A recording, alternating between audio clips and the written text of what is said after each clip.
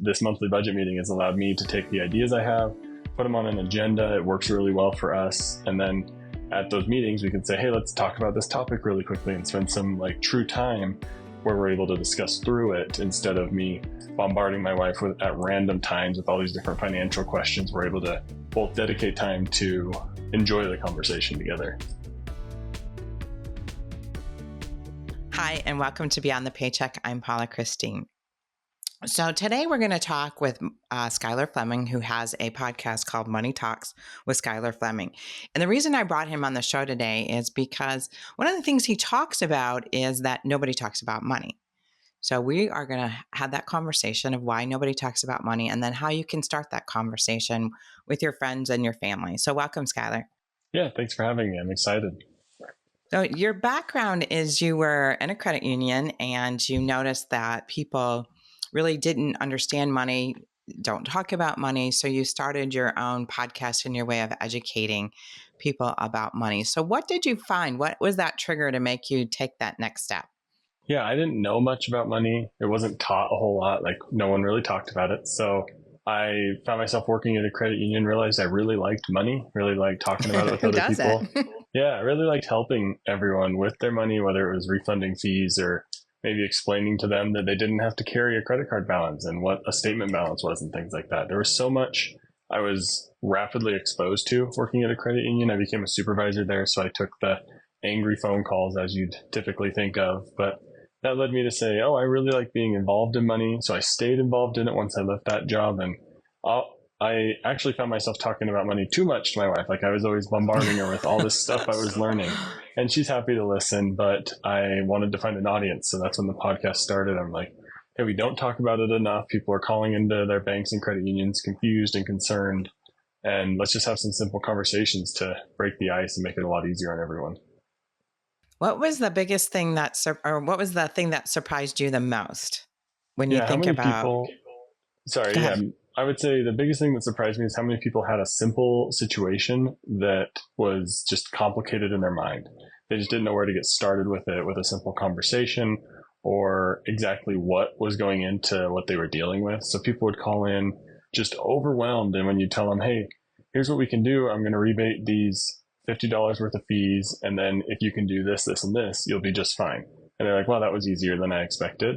So it's really easier than you think to get started or to get out of those tough situations. There are some situations that are truly deep poverty and things like that. Those are kind of a bigger conversation, but there's a lot that I think everyday people find themselves in that if you just get talking about money, it's going to be a whole lot easier to get yourself out of those situations. Well, I think people are afraid. They're afraid to be embarrassed that, it's difficult to say to someone, I find myself in debt, or I don't understand how my credit card works, or I don't understand what a credit score is, or they're embarrassed. And it's okay because we all have been there at one point because we're just not educated enough about money. Yeah, it's happened to everybody. And like you said, if we're embarrassed, there's a host of small podcasters like myself that would love to take questions. So and you email us, reach out to all these different hosts, ask these simple questions. There's going to be no judgment. We're the people who want to talk about it. So there's always people to start the conversation with if you don't feel like you can talk about it with friends or family. I know I hear what you're saying, but I still know people that won't do it because it's just that thing inside them. I'm not sure what you would call it that just says, I can't do that because what if they respond negatively to me? And I think it's finding that person that you can confide in and know that's not going to embarrass you for your lack of knowledge. Yeah, I would say to that, try it with something smaller. I've thought of this idea a couple times, but if you're worried about exposing yourself for all the debt you have, maybe you feel like you have more than a normal person, and there's always going to be someone with more debt and someone with more money than you. So there's always going to be situations. Everyone's unique. Start with a situation maybe that is smaller that you can kind of break the ice with. So maybe instead of saying, I have $20,000 worth of credit card debt, start with one credit card and just see, let's see how they react to me saying I have $500 with credit card debt, and kind of work yourself up to the bigger situation instead of trying to divulge it all at once. That way you can break the ice a little bit, because if they do react negatively and make fun of you, then obviously that's not the person you want to have those hard conversations with. It's true. It's true. And I always think that it's to reach out to financial planners and financial advisors too. They're a good resource to talk to, and they're typically no judgment zones when you talk to them versus, confiding in family and friends. Because I know when I was talking to someone the other day, and it's hard when they know a lot about money. They want to ask you questions and you answer that. And then sometimes, in the back of your mind, you're like, oh, you just confided in me. You have, $30,000 in credit card debt. And yet here I see you pull out your credit card, like you're like, and it's hard, for someone like myself to go, whoa, what I mean? Like, I don't say anything because it is a no judgment zone, but sometimes that's too personal to talk to family or friends about, because, in the back of their mind, they keep that there, and, Yeah, there's always going to be a little bit of judgment that comes with it, but that's, I think, part of working through it. And maybe ask yourself, like, if a family member is judging you for pulling out your credit card once you tell them you're in credit card debt, why are they doing that? And I honestly think it's probably from a good place, because they know that's not a great thing to do if you're buried in credit card debt. And maybe kind of reframe your perspective to say, well, hey, how are they judging me? And is it okay? Like, do I need to stop using my credit card? Is that what they're getting at? And maybe just consider the viewpoint a little bit, because it might help you maybe unlock a different viewpoint or perspective on your situation. So what tips do you give to people when they talk to you about money? So what's like your top 3 tips? Yeah, I always start with tracking your expenses, even before budgeting or any sort of allocating your money. You got to know where your money's going. And without that, like, there's not much you can do. You can say, oh, I'm going to spend $200 on groceries, but how do you actually know if you spent that or not? So you got to start with tracking. There's a host of tools out there. It's very likely your credit union or bank, their mobile app probably does it for you, where it'll categorize things for you, and you can go through and see how much you're spending in each category. But I think everyone has to start with tracking. And that's the easy place to see, oh, there's a lot of places I can clean up a few $100 very quickly. So that's going to get you the momentum you need to then, you probably do have to start budgeting or some sort of anti-budget, whatever kind of budget you want to do. I would say give yourself some time to find some sort of strategy that works for you, whether it's, like I said, with the anti-budget, saving money specifically first and then allowing yourself to spend the rest. Or if you're doing a traditional line by line budget. The second tip is always to give yourself some time. You're not going to figure it out overnight. It's going to take some work. And yeah, I'd say just be patient with yourself. And then, of course, ask people for help. If you're new to budgeting, email your favorite podcast host and say, hey, how do you budget? Or text your friend and say, do you guys budget at all? I'm trying to get into this. And more often than not, people are happy to share their insights, their tips, what they do, what doesn't work, things like that. Yeah, it took me a while to get into the groove of budgeting when I started it. And you have to be going back all the time and trying to figure out what works for you. And I know for myself, like, I just use a simple Excel spreadsheet. That's what works for me. And then I can keep my tracking on that too. But you got to kind of go back every month and review and tweak, and then it gets easier and easier. But you have to keep track. Like, I just bought a house, so I have been spending money like crazy. Yeah. So last night I sat down and did my tracking, and it was like, oh shoot, there goes all that money. Yeah. So like things like that. Like, how do you feel when you notice things, like if they're getting a little out of line? Because I think that's what commonly happens to people when they're budgeting, is they see things kind of getting off track and they don't know what to do. So then they panic or get overwhelmed. How do you handle, like in your budget, how do you handle if a category goes over or something like that? Well, I do know if a category goes over, then I have to cut back. And so it's difficult, like a lot of my categories have gone over, but at least I have put money aside knowing that was going to happen. So it was easy for me to go back and grab that money from my savings account. But I looked back and I said, okay, let me pull it back and say, what do I got left for the month? Let me get back on track. So what do I got left for a month? Not having to pull out from savings. And I worked really hard in my yard yesterday, and I was exhausted. And it was so simple just to pick up the phone and call to have food delivered because I didn't feel like cooking. But I put the phone down and I went and made myself a grilled cheese sandwich. So that was it. I have the food. I had the food. So I didn't spend the 20 or 30 because it's expensive when you order out, just in delivery fees and tips is usually like $10. So I saved myself probably $30 by eating the grilled cheese. Yeah. And I like what you said there. Like you're hearing two people, anyone listening to this is hearing two people who we obviously like money, but you just heard her say my categories go over. And that happens to my wife and I too. Like our categories go over. So give yourself, I guess, a little bit of forgiveness, and you're not going to be perfect at budgeting. No, you're not. But if it becomes a trend, then you have to adjust your budget to say, okay, I'm really spending, $1,000 a month on food, going out, entertainment, groceries. But in my budget, I only have 800. Well, if that's the case, then you've either got to come down to the 800 or you got to find something else that you can cut that $200 out. So it comes down to priorities. Yeah, you got to have your priorities straight. And, yesterday would have been so easy for me to, call carry out. But, the grilled cheese was pretty good. Yeah, I mean, the savings on the other end is a whole lot better. You can't taste it like you could a delicious meal. But when you're looking at your budget, you're like, wow, I was barely under my fast food budget. And that's because of those things where you're saving that $10-15 by not ordering out. So it adds up. When you think about it, though, I mean, if you go home today and Skylar and looked in your freezer, how much food do you have in your freezer how long could you live off that? I know I could probably live a good, 25 days easy, if not a whole month. Yeah. My wife and I take meal planning very seriously. So this is a bit of an easy question. We could easily make it through a month or so. That's about how much we plan out at a time.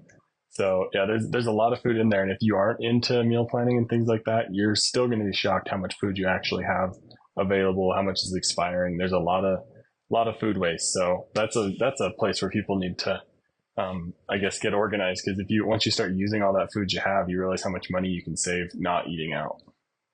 It should be like a pact starting today that we eat everything in our freezer before we go out and buy another piece of meat.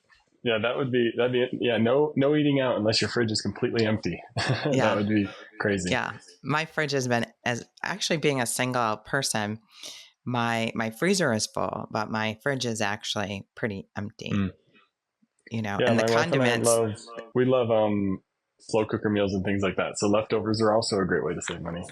Leftovers are a great way. That's why when I think about my freezer, I could probably go 45 days because, for me, cooking a chicken breast is enough for 2 meals. So yeah, but I think meal planning is really, really important. And a lot of people don't do that. I don't personally do it myself, but I should get started.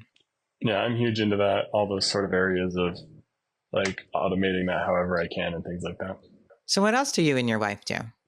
In terms of money, like we love sinking funds, or buckets as they can be sometimes called, just saving through budgeting. It's how we're going to Hawaii to celebrate her graduating PA school in a couple months. Congratulations. Oh, that'd be fun. Yeah, we saved for it for years by budgeting each month like $100 or $200 into our vacation fund. And now it's time to spend it, which is intimidating and slightly terrifying because the numbers are adding up quickly. But we can do it comfortably because we've been saving for so long. So sinking funds are another thing my wife and I love to preach to everybody. That's what the Dave Ramsey crowd calls them, is sinking funds, but you can also call them buckets. Or envelopes, or whatever the term you use. Because my grandmother used to do that when that's how I knew about the envelope method. So when my grandfather would come home, he'd go and cash his paycheck. That's before debit cards and all of that stuff. And he'd give her so much for groceries and so much for to run the household, and she would put it in little envelopes. And then as she, as the envelope emptied, that was it. When there was nothing left, then you were done and you had to wait till next week. But they also did that for like savings too. And when they were saving for something, they put it into the envelope, and it's probably not the best idea, since you should put it where it's going to earn some interest, but or at least be safe and not easy to rob. Yeah. Although I do know a lot of people that have cash in their house. Yeah. So, okay. So you guys do meal planning and you do I'll call it envelopes. You call it sinking fund. And then you live on a budget. Is there anything else that you guys do? Yeah. Another thing we say helps us a lot is a monthly budget meeting. We sit down end of each month, usually about the last Sunday, and we say, here's how much money we made. So we're in June right now. So just about a week ago, we sat down, we said, here's how much money we had come in May. How do we want to use that in the month of June? So the nice thing is we're always budgeting based off last month's income, which always gives us about a month's worth of income buffer in our savings account that hasn't been allocated. Like if everything, the worst came to worst, we automatically have a little bit of savings set aside that we haven't touched yet. But sitting down at the end of each month and saying, what do we want to spend on next month allows us to save for Hawaii, because we've been planning it for many months over the last couple of years. And we can also do things where we can check in and say, hey, do we want to increase how much we're investing, how much we're contributing to our HSA and things like that. So a monthly budget meeting has been really beneficial for us because, like I said at the beginning, I was talking about money almost too much to my wife. And this monthly budget meeting has allowed me to take the ideas I have, put them on an agenda. It works really well for us. And then at those meetings, we can say, hey, let's talk about this topic really quickly and spend some like true time where we're able to discuss through it instead of me bombarding my wife at random times with all these different financial questions. We're able to both dedicate time to enjoy the conversation together. Well, it also gives her a voice. Exactly. And I think in a relationship, you each want to have your voice be heard when it comes to money, because that's the biggest fight in most marriages is money. True. Mm-hmm. Okay. Last question, and then I'm going to let you go. What one thing have you learned through all this that you wish you would have learned, say you were 16 years old? Yeah, I ask the same sort of question to all my guests, and I love it because often the answers I get is time.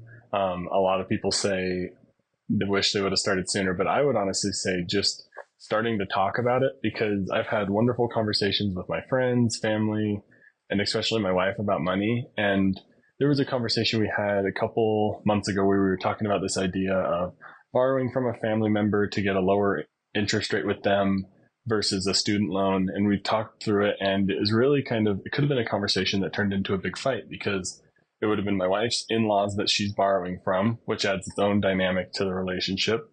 But we're able to comfortably and confidently have the financial conversation. And I could say if I was able to talk about money with my family at age 16, there would have been a whole lot of things I could have known about sooner, things to be warned about. And I would say there's just so much more that can be unlocked the sooner you get talking about it.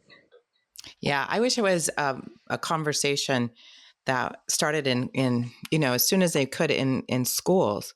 Mm-hmm. I know in Michigan there's a whole thing about education. I think it's supposed to start, I don't know if it started this year or next year, but making sure that that's on the curriculum for I think high school students, is to start talking about money. But I always tell people, if you can include your 5-year-old in the conversation, Mm-hmm. include them in your family meetings. And so they can, it's easy to say, well, Joey, you can't have that, I don't know what Nintendo things cost anymore, but you can't have it because it's not in the budget, let's figure out a way to do that. Yeah. I agree with you. I would have wished somebody would have talked to me when I was 16, but I don't know that I would have listened. I think you're at that age where you think you know more than everybody else. So I don't know that I would have listened, but I think for me, as I wish I would have understood compounding. Mm-hmm. Yeah, time and all that can do that. That's crazy, because even my wife and I are lucky how early we're getting to start and things like that. But if you could take off 10 more years back off that, our money would have already doubled by now, kind of thing. Yeah, one of the contractors that was working for me in my new home found out what I did and was asking me.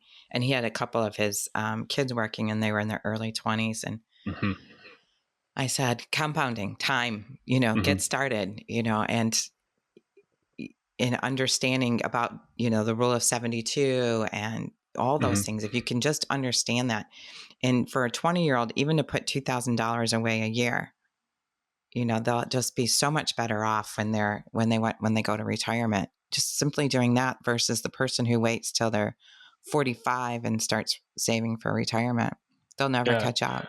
And even like you think of 20 and you're like, oh, I'm not going to retire until 65. You even get to see some of the fun of compounding happening 3, 4, 5 years later. Like I go and look at my wife's investing accounts and it shows total growth. And I'm already like, wow, it's up that much. Like it's crazy because we have our HSAs invested in. I'm like, our HSAs have like an extra $1,000 or $2,000 in them that is just extra money because it's invested. Like how awesome is that? So it doesn't take 50 years for it to grow to a number where you get to start to see some of the cool like workings of compound interest. It can happen quicker than you think. You just have to get started.